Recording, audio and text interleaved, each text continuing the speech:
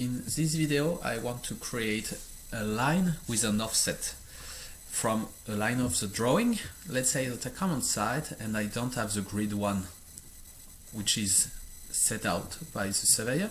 I just have the grid 1 with 1 meter offset in direction of 2. I have to do that in 2 steps.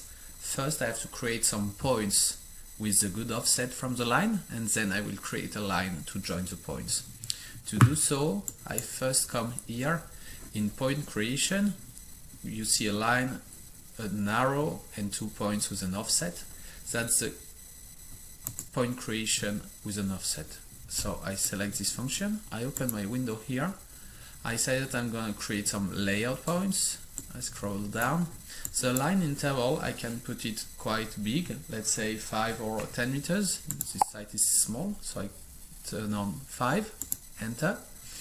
And the offset, I told you that I wanted 1 meter offset, so I left 1 meter offset here. I click on my line, and what we can see is that the proposal in red is on the left hand side of my line. That means that I need to change this direction thanks to a -1 here, enter, and I see that the 2 points now are in the good direction, meaning they are in direction of the grid 2. So as long as they are in red, it's just a proposal. I need to tick it. I've created 2 points and I see here LP1, LP2. Now I need to link those points, go in draw and drawing a line between 2 points. Select the first one, select the second one. I have a proposal in red. I tick it, my line is created, so I have exactly 1 meter offset from my grid 1 in direction of 2.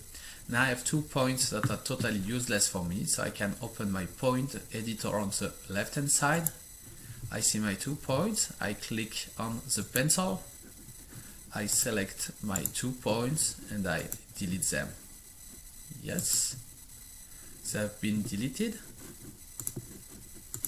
I can close this window, and now what I have left is only my new grid, which is a grid 1 with 1 meter offset to 2.